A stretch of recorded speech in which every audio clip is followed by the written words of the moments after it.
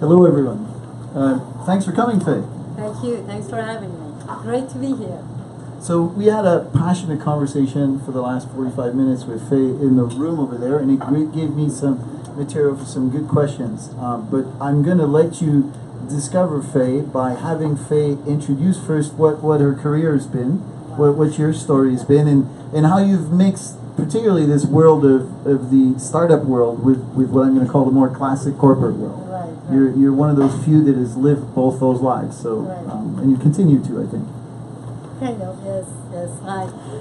All right, so thank you for having me. My career. So first of all, I never had career plan, number one. Secondly, I never knew what I want to be in the next 5 years. That's another thing. I finished the school. I moved to here in Concordia. I moved to Vancouver.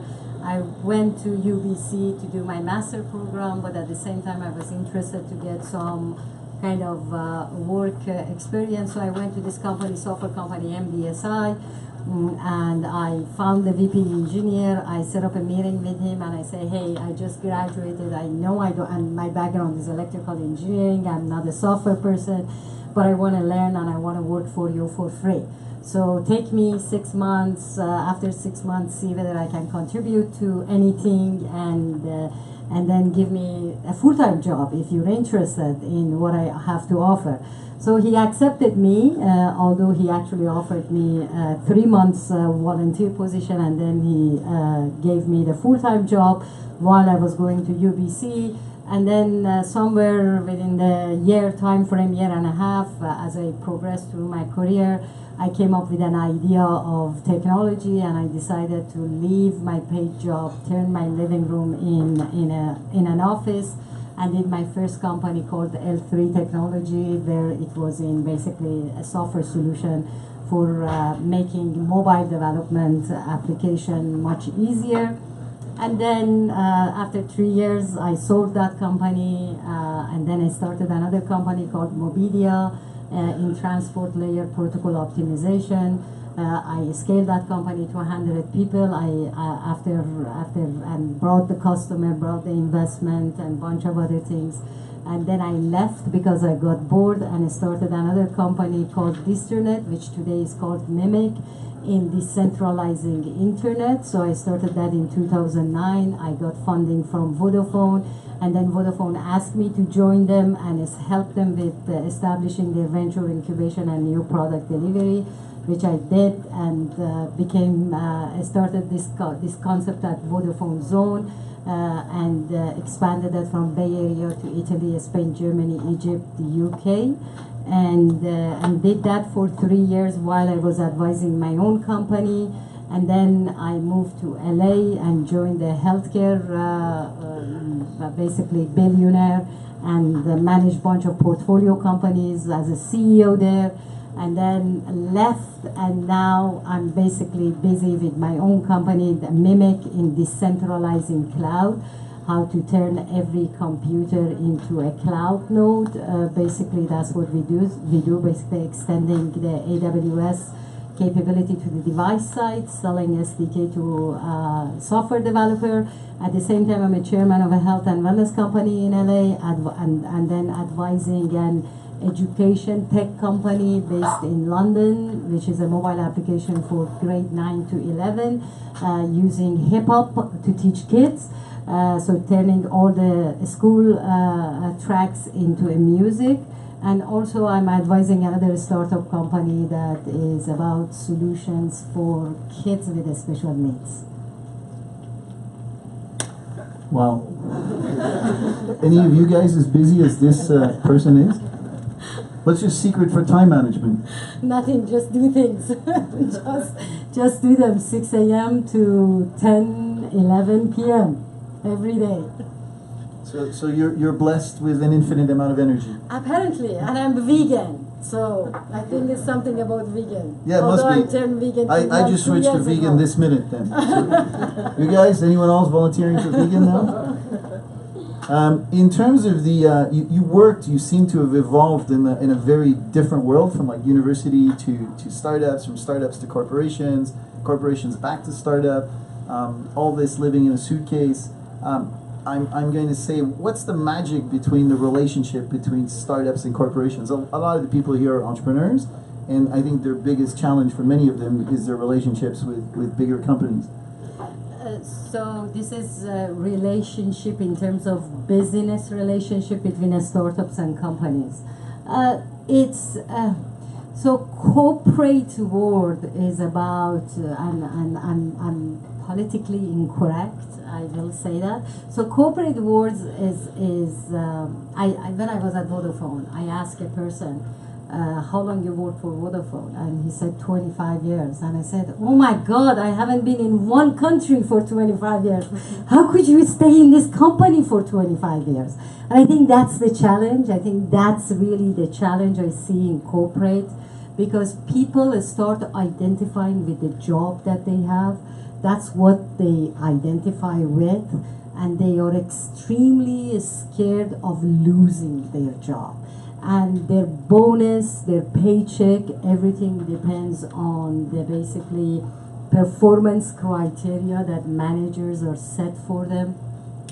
And as a result, I used to call people job defenders, job creators, job protectors, because they start creating this form of, projects for themselves that to justify their jobs, And I think that's the core problem of corporates, because they are used to doing the same thing over and over and over. And when you go and introduce them with a new concept, even if they have the willingness to do it, they either feel threatened that their job will be eliminated, because they obviously doing some kind of a project themselves along the path of what you're doing.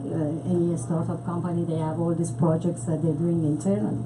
That they're trying to say that, if your solution is better than mine, that questions me in the organization. Therefore, I have to go inside and prove that what I'm doing is better than what you're doing. So it takes a lot of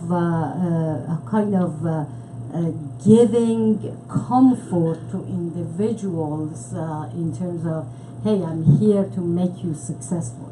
At the end of the day, the business negotiation is more about impacting and influencing that individual in front of you than trying to apply logic that, hey, this kind of saves cost, type of a thing. That's what I've seen, or at least one of the things I've seen. So the barrier is people are there protecting the existing, as opposed to, even though the thematic is we're going to save costs or we're going to save time, in fact, their hidden agenda is protecting the existing. It boils down to that.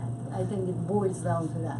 Yeah, at one point, quote you from our earlier discussion, you said something about, be careful, recognize the systems, but not become the system. Right. And I guess that relates to that same notion of doing business with the corporates.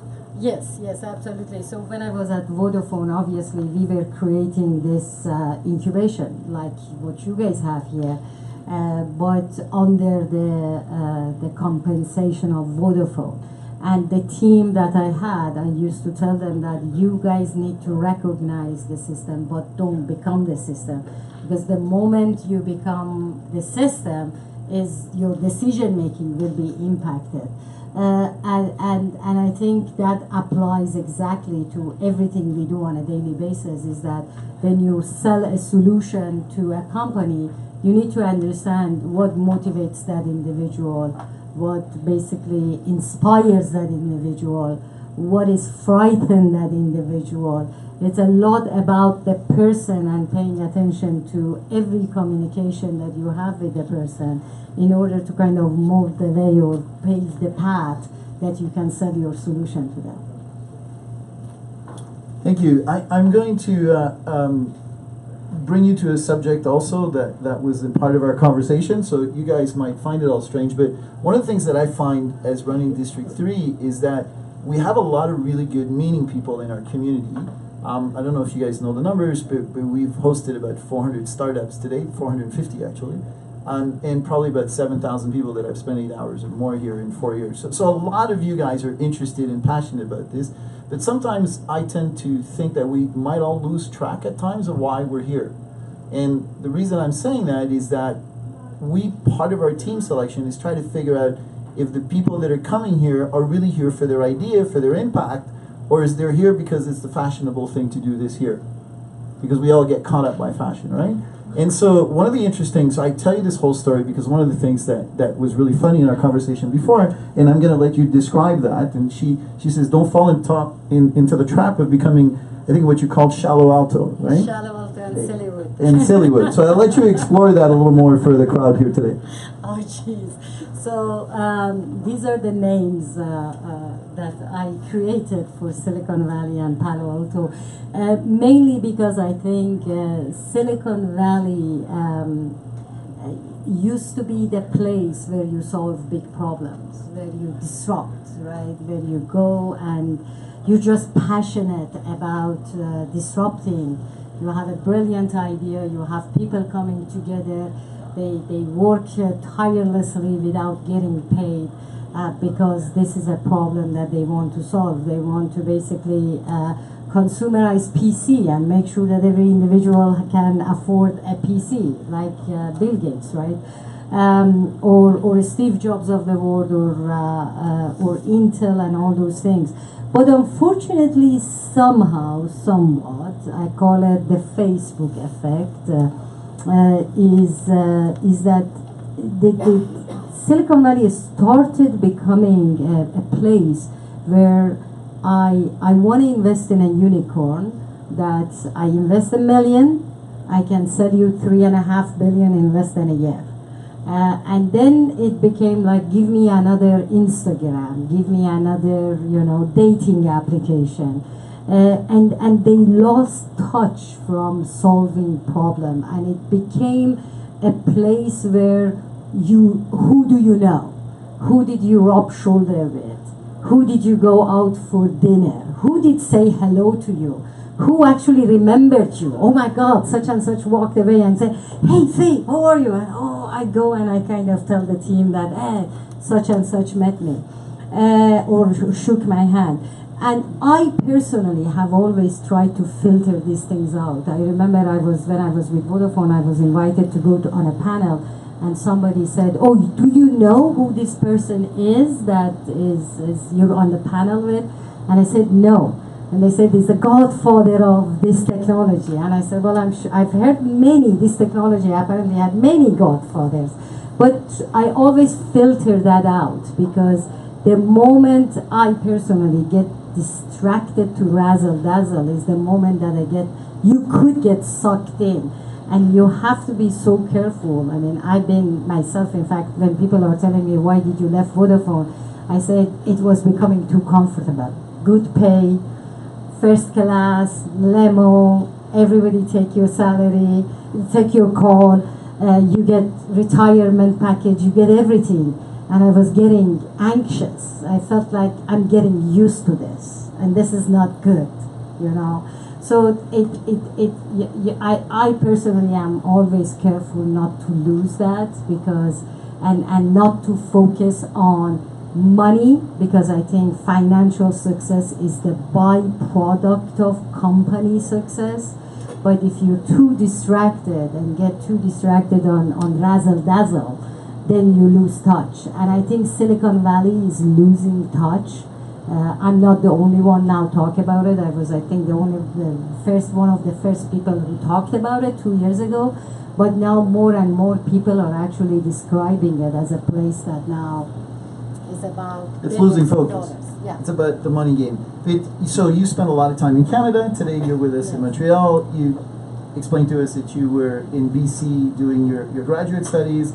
And I think you're back in BC now with your company, right? I'm also spending a lot of time there. Yes. A lot of time in Vancouver. So why Canada? Please explain to all these people here why they should never go to San Francisco and they should stay in Canada. Stay in Montreal here specifically. Besides the fact that we have the best food culture and the nicest people in Montreal, but besides that, what else?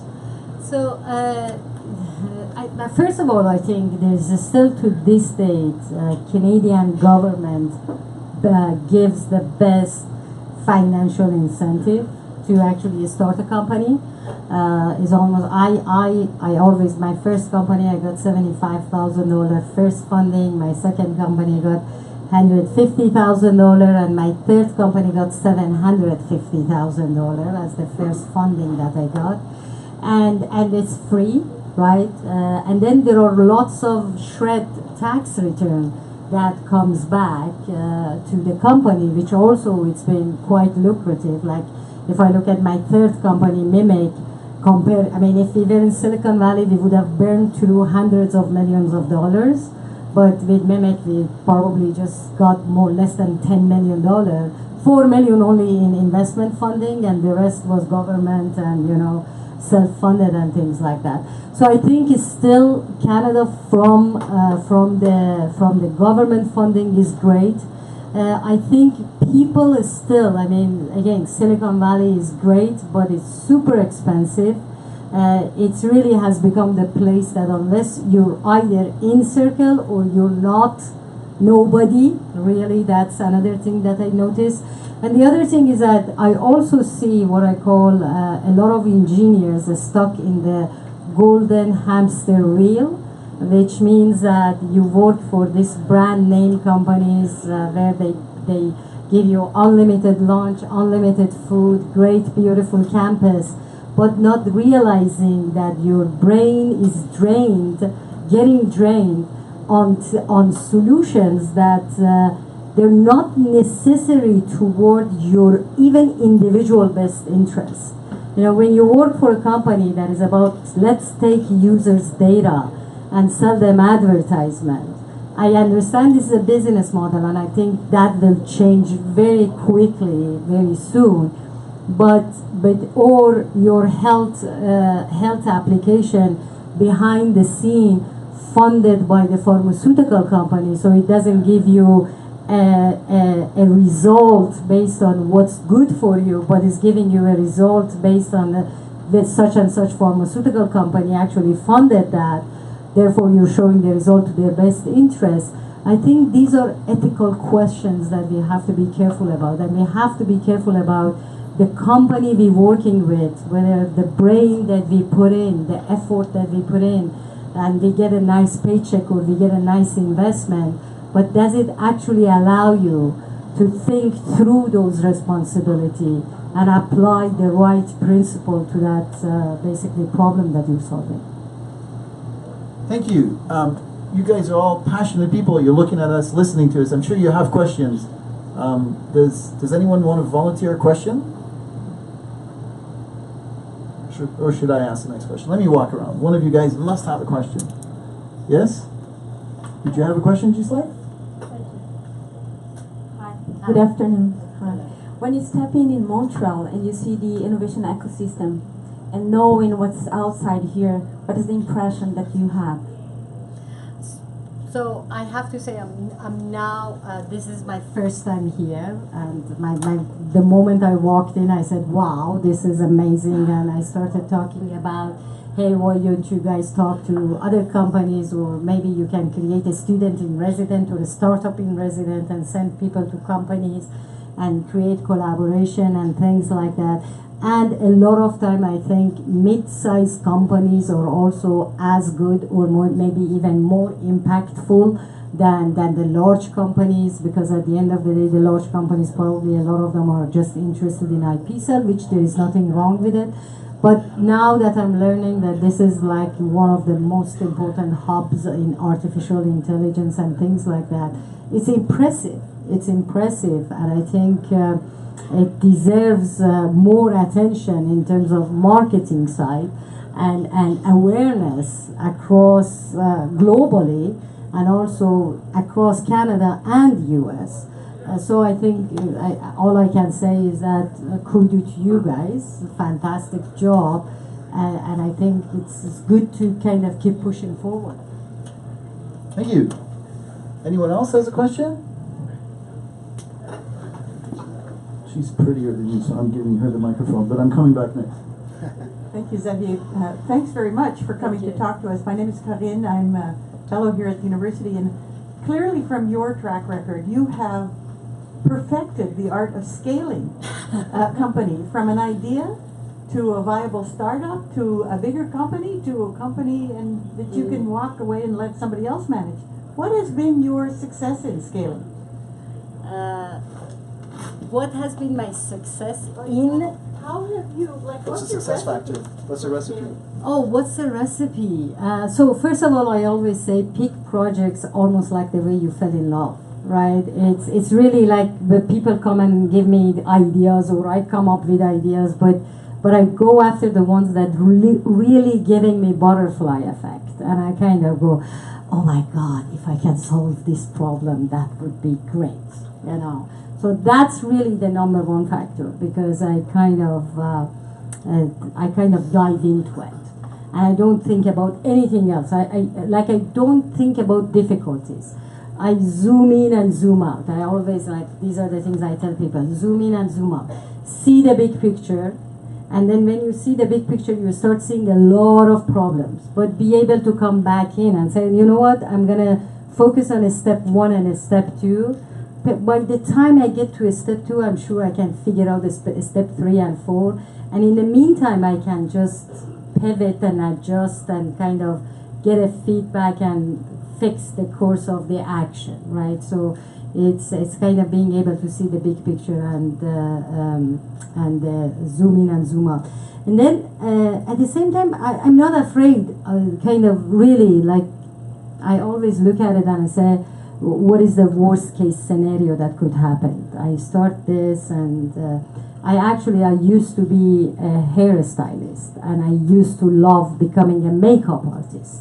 But then I got attracted to go back to university and do my electrical engineering. And the way I looked at it is that somebody told me, you're too old to go to school and study engineering. And I thought, perhaps you're right, but I go to school, and in a worst case scenario, I can always come back and go do my makeup artist. So I think that's what success is all about, not being, at least in my situation, and it's not being afraid. I mean, looking at the worst case scenario, I'm gonna lose money, I'm gonna lose time, but I gained a lot of knowledge, right? If I'm learning, I go for it. If I'm not learning, or if I picture myself that at the end of the day, I may be in this position, I got paycheck, I got this, I got that, but I can't be successful. I can't be proud of what I did myself. I always say I'm the toughest critics of myself. If I can't be proud of myself, I won't pick a project. So, but otherwise, other than that, if I'm learning, there's nothing to be afraid of. Yeah, and two things this just made me think of. One of which is, it reminded me that I think you did your engineering degree in 2.5 years, right? Yes. So that gives you an idea of an infinite amount of energy person is in front of you, and I think that contributes. Managing your energy is a really important thing. The other thing is, here at D3, we very much believe, when we host teams, we very much like to understand what their big picture is. What's their vision? 5 years, 3 years, infinite amount of time out. Because it's about impact. But we very quickly bring it back to the 90 days action plan. What are they going to do in the next 3 months? Because most runways of startups is less than 6 months anyways, right? So this balance between believing, and sometimes I must be frank, as an entrepreneur, I believed in things that I couldn't even share with my investors, because otherwise they would have kicked me out. Right? And my partner and I would often have discussions in private about where we were going, but we would never tell them, because it wasn't going to be credible if we told them. We actually did it, but we could never say we told you so either, because that makes enemies, right? So this whole balance between the short and the very long term is very, very important. I Yes, backed that absolutely. up. Here, you put up your hand before. Hi. So I had a question about what's your vision for the future of the startup world. And I was talking to a friend in Cambodia, and he's been doing design thinking for the past 6 years, and he told me how entrepreneurship and design thinking has been around everywhere in Asia, and it's been growing and growing. So I was wondering, where do you see this going, and what would be the objective, or the vision for the startups in the future? The vision of a startups for future. What would be the role of the startup? Or what would be the role of a startups? So your question is about the ecosystem of the startups. What's going to be the need for startups? Sorry, I'm tripping over the camera here. What would be the place for the entrepreneurs in the future? What's going to be the need? What's the role of an entrepreneur? If everyone's doing design thinking and every company in the world is creating their own entrepreneurs, then why do you need startups anymore? Yeah. see. Okay. Does everybody do it yet? So I'm a big believer of decentralization, right? Obviously, I started decentralized system 9 years ago, and I think this entire concept of blockchain is actually fueled the market toward decentralization. And I think that decentralization is not limited to technologies. I hope to see it in government, you know, the way we run companies, because also the way we run companies is this concept of hierarchical organization and hierarchical kind of title and things like that is also something that I see. I can see this will kind of changes and transitions. And there people are actually already talking about it, like hierarchical versus holacracy, and the way right now we actually. And the other thing I see is the fact that I see more people like myself that they're working across multiple companies or multiple projects, which is basically boils down to the individual skill set and interest, because. There used to be a time that ADHD was considered a weakness, but I think actually a lot of us are going either are ADHD, I mean I personally am, or is becoming ADHD, which basically mainly because means that I'm interested in multiple things versus just one thing. And I see more people, in fact, in my own network that we're participating in multiple projects because we kind of get interested. And also from technological point of view, we're going through a transition where everything from kind of vertically integration is collapsing and becoming horizontal and orthogonal. So I see a shift in large organization, and in fact that's one of the problems in large organization, that they are organized vertically. But in today, when you talk to anybody, you kind of touch across different departments, and they don't have people that are thinking or functioning horizontally. So I think if you put all these trends together, combined with serverless microservice software architecture, where everything is microservice based and API based centric, I think it's going to be one gigantic pool of collaborators that they can work together. So this notion of company is going to transform to most probably notions of people working across systems that they're collaborating with each other. Yeah, I think that's a really important last statement, is this notion of collaboration. I think the technology has allowed it, and it wasn't possible. So when we started our company, Metronics, 30 years ago, and I'm talking about a few guys graduating out of a lab at Concordia in a sub-basement, we didn't have that reach out. We didn't even have cell phones, right? So even getting out of the lab was physically a difficult thing. We had to move to Côte d'Oliès, and we were even more buried in a small office when we moved in Côte d'Oliès because we couldn't stay in the university, right? So you can imagine this world that you guys have at your fingertips. That's really important in creating communities, and that whole notion of collaboration around communities and very temporal communities, that couldn't exist before. They do exist with you can think of a Twitter thread as a community that's dedicated to an issue, right? So that there's people actually doing math models on that, and that's coming to fruition. But I also would like to add a second thing, is most of these corporations that are using the fancy vocab, so you're going to see these advertising. I saw one that makes me laugh. It's on that water next to where I live. I think it's Raymond Chabot that put up an advertising with keywords like B2B and innovation and terminology, right? And I've actually hired 4 years ago for D3 this very good guy, and he came in with all the right words. He was using the right vocabulary. It didn't sound like classic project management, right? It sounded like, it was really like Scrumming at its heart. You had the right culture. So was I fooled. It's not because they use the vocabulary that they actually have embedded those cultures. And I can show you example after example, including big banks here. We've created innovation centers that have called us to observe. And then we walk away. We can't even tell them what we observe because they're not even ready to hear it. So don't think of it so much that it's true that it's happening in this whole world. There's an alternative world that's being created, for lack of a better word, but it's not because all these big corps are adopting the vocab that they're actually adopting the culture. It's a very, very different jump. And they're even themselves looking at each other right now, knowing that they're faced with that problem. They've hired design thinkers, they've hired those people, but they're not empowered. Anyone else with a question? Sorry, I didn't see you right on. Hi, my name's Lucas. Thanks for coming to speak to us today. Really appreciate it. But you scared me a little bit. Why? Because I'm moving to Silicon Valley in a week. Don't! I'm going to be doing an internship at Tesla. Okay. I'm in marketing. How do you recommend I get the most value out of that experience without falling into that kind of culture that you've been describing? Mm-hmm. Oh my God, and you're going to Tesla. Wow. Good luck with that.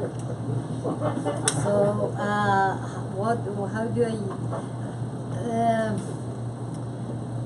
remind yourself of why you're there every day, right? Remind yourself of why you're there and what you want to get out of it, right? And learn. I mean, don't be worried about, oh, I'm gonna please this individual because I want him to give me a job, right? And therefore I'm gonna be quiet and not say anything. So basically, try to learn, observe, do. If you have ideas, bring them to table, and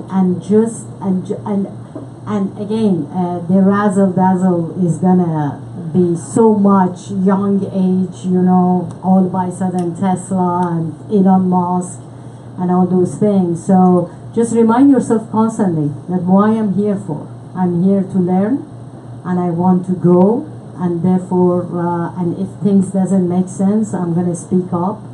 And if they don't like me, it's better that I know now than when I join the company and become a full-time employee and things like that. So, and remember that at the end of the day, working in any environment is a two-way street. You need to bring value, and they need to bring you value, right? So it has to be two-side direction. Yeah, and it's a phenomenal opportunity. Just, I think, to quote also what you said earlier is observe the system, get to know the system. That doesn't mean you have to be the system. And maybe you want to be. Every individual has a different need, and needs change with periods of life. So it could be exactly the right thing that you want, and you're going to learn. I worked for Oracle. You guys all know Oracle Corporation? When I joined Oracle in must have been 91, 92, it was known as the harshest, most aggressive sales team on the planet. And they were. And I couldn't have survived there longer than 5 years. I did really well, but I had to get the hell out of there after.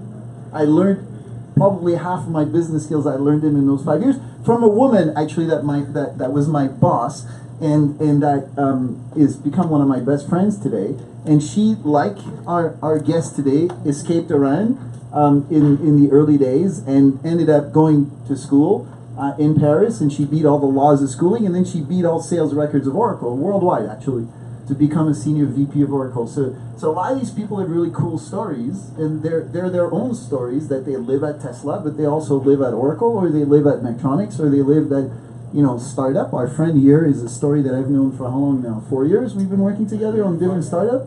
This guy is one of the most perseverant entrepreneurs that I know, and so it's a journey. All this. It's a journey with many steps, and yeah, you do need to go to Tesla, but you'll probably need to live other chapters of your journey. And congrats, it's a really good opportunity. Congratulations, yeah, absolutely. Anyone else, yeah? I have to leave after I ask the questions, but your experience and your talk is very interesting for me. I want to ask you, so you talk about collaboration. So the first thing is what you are good at, and what is your criteria to select your collaborators? I think you can only maybe good at one thing, technology or marketing or management. Maybe you can only do one thing. And the second question is, what do you think the investors choose you to to put their money in your company? So Thank you. So that's so. First of all, I think, by the way, it also goes back to your question. One of the elements of success is the people that you choose to work with, right? And beside the project. I think that in terms of collaboration, you need to find the people that complement you, right? You kind of you have complementary skill set to each other, but I strongly believe that in today's world, especially when you start a company, you need to have an understanding of the technology. I definitely encourage everybody, because these days we sell technology. We develop technology, we sell technology, we basically create a technology. So even if you're a marketing person, you really need to have a good grasp of technology. So my recommendation always to everybody, that's fundamental thing, kind of learn it. Don't be scared of it, and don't run away from it, and don't close your eyes and say, your ears and say, I don't want to listen to this, that goes above my head. So that's number one. But then before a skill set, I think skill is something that people can learn, but personality is even more important, because just like marriage, you find people that you work with and then it becomes a nasty divorce. And it has happened to me, because it's not about just, okay, I'm good with marketing, let me go and bring an engineer to the team.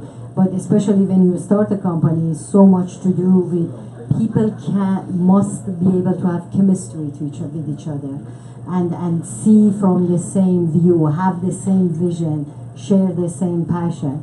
And then you pick people based on those parameters, basically, in terms of find people that have complementary skill set as you are, but they share the same vision, and then you collaborate that way with them. Did I answer your question? The investors. So How do I approach investors? That's an art than science, and you need to know the investors. Like, you need to do your investigation on the investor, what other companies they invested in, what are you may want to do a reference check on them, kind of how did they treat this company when they invested in the company, and things like that. That's how you pick investors. And unfortunately, however, is that when you need money, you can't be that choosy. But that's where the founder kind of a spirit kick in, that you basically put everything in the bucket. I mean, financially, sweat equity, and working with them, and as much as possible, you try to prevent the wrong investors to join your board or to invest in your company. Because they can easily distract the company to a completely different direction, easily. Yeah, I love your answer, which is it's an art more than a science. It's a personality fit, Yeah. investors, and I've experienced making the choice of not a bad investor, but an investor that didn't contribute what I could have had. And we actually, my partner and I, had to choose between investor A and investor B. We chose investor B that was going to be less involved, because we thought, hey, we're cool, we know what we're doing. We don't want them to get involved too much, right? If I had to do it all over again, I would pick investor B. That would get more involved and be more of a police for us. Because the investors that don't get involved, they don't bring 3/4 of the value that they should really bring, which is help you not make certain mistakes. And that's what I found involved. It would have been fights, it would have been hard fights, probably not as pleasant, not as easy, but it would have stopped us from making some mistakes that we could have avoided. And so if I have to go back on the overall package, and I think the other point that you made really important before is that, people that like to be with each other don't like to be with each other usually because of the skills. They like to be with each other because of a value that's shared. So there's some great books written on how to create a culture, and one of the things that I've learned in my life in team and creation after creation, and I've done a lot of team building, it's all about culture. And culture means values. Are these people together? They're all going to be there for different reasons, They're all going to have a different motivation. But if you can bring them in because they have the same values, and the value can be as simple as, I want to be transparent. In other words, I want to feel free to make a mistake. That is not allowed at Oracle. You make a mistake, you're a loser. And you screw a guy. I literally had this happen to me. He came to me at the coffee machine. I thought he was going to punch me because I had no choice but to do this to him. It was part of the Oracle life. He came in and shook my hand and congratulated me. And he said, "That's great, man. You beat me. You're good." Do you understand how that's the kind of value that I never wanted in the teams that I created? Right? So it's a value creation system more than it is. You need the skills, but I think those skills have to be aligned with the same values amongst your people. And that kind of also comes with your choice of investors. There's investors that will fit your personality. And the reason a lot of people say investments is an analytical process, most angel investors and VCs will admit that it's a big emotional process. So they have to connect with you as a person. They have to connect with you as a person. It really becomes an emotional process because there's that chemistry between them and you as well.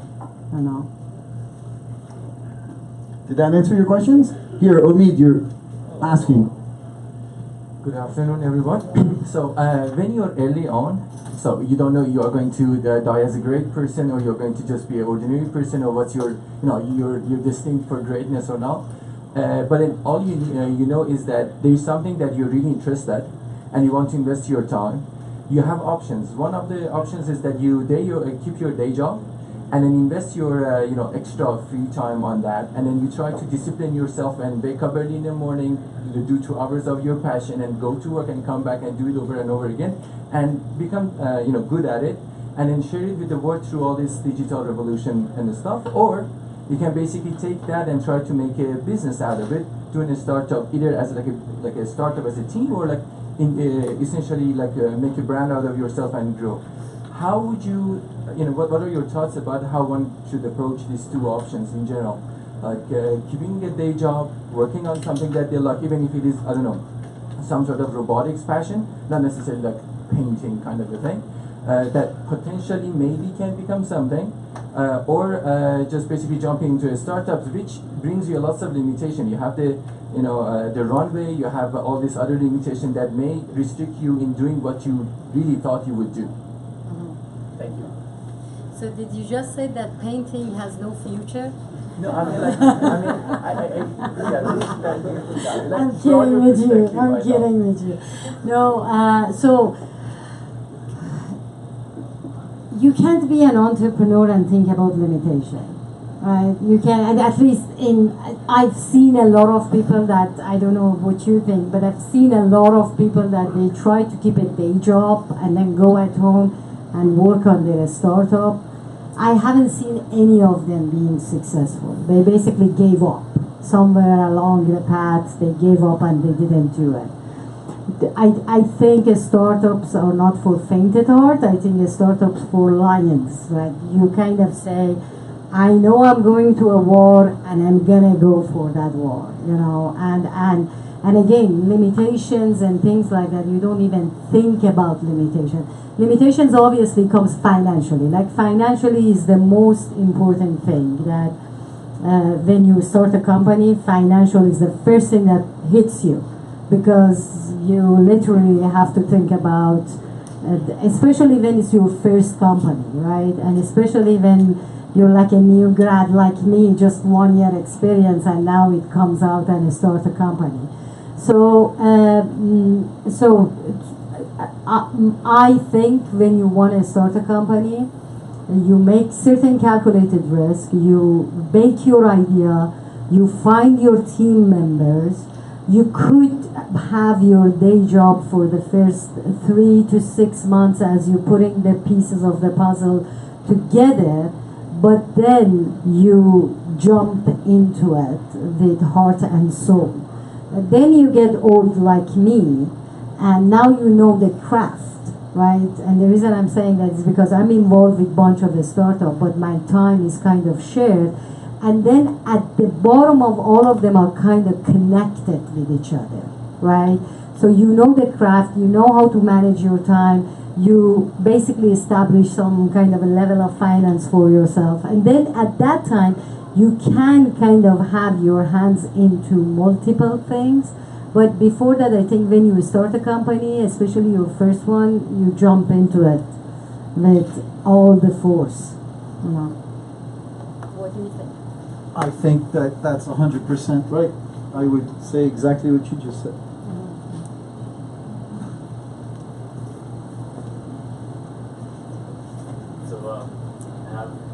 I have one main question and a smaller question. The first one is you have briefly mentioned that you were involved with a program that was teaching music and education.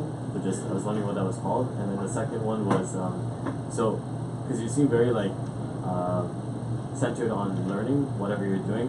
Do you mostly learn it through your experience and application, or do you have a proportion of your time that you spend actually just like learning random things, something within your field of interest? Like how do you learn? I see. Okay. So we have 2 minutes left. Yeah. So the application called the Study Tracks, and it's they based in London, and it's a mobile application that they converted all the school programs and curriculum into music. And that's what it's an application that actually teachers, parents, and students really like, because it kind of brings it brings different disciplines together as well. So it makes the studying more interesting. Learning. When I started my companies at the earliest age, I learned quite a lot by researching. You know, I would actually literally sit down and read and watch videos and those type of things. Especially again, I didn't know how to run a company. I didn't know how to fundraise. I kind of just went through that. These days, it's mainly through discussions and talk, and also going after, for instance, the blockchain was something that I was interested in from 2011. And I didn't make investment. I made a mistake, but it was something that I was kind of passionate about it. But recently, a group of blockchainers were interested in Mimic as a technology, and I started working with them. And through that working back and forth, I learned a lot, right? And also studying at the same time. The other thing is that, like for instance, when I went to the healthcare and I worked with the topic of cancer and proteomics and genomics, and I didn't know anything about it, I start forming parallel comparison with my previous experience. Like as I was learning about cancer and receptors and like disease and things like that, I was comparing it with signal to noise ratio of the telecommunication. And I'm like, okay, a cancer cell is creating signal to noise ratio, you know, and there's noise is a higher level than this, and it's a communication between the cells are this way. So I kind of go through a parallel life, and I try to map him in order for me to be able to understand them easily and kind of pick them up faster. Yeah, and I think that one of the things that's become true in the last 10 to 15 years in learning, I'm saying 10 to 15, I really don't know, I'll say 5 because of what I've experienced here at District 3 within Concordia, is the notion of there's different levels of learning. So there's a learning where you're aware of something, but then there's a learning that you can do something. And that's experiential, and that's a very different way to integrate knowledge. So I would say there's 2 factors that influence learning, not influence learning, but they're going to have an impact on your choice on how you learn. One is at which point of your journey you're at. And as I think as you were pointing out, you had different ways to learn earlier in the journey than you do now.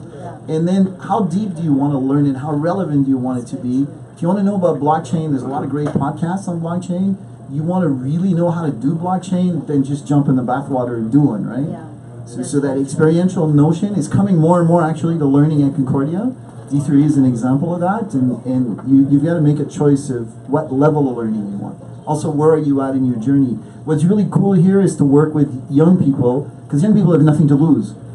You know, and it's unfortunately, but it's true that at least from a perception perspective, people that are 55 usually have two kids, you know, mortgages and education and bills and all that stuff, and an acquired sort of volume, or I'm going to say consumption level, right? Which when you're 25, I've seen people here work 18 hours a day eating pizzas, and somehow, you know, they survive. So you see, I think learning is very context based. Yeah, that's very true.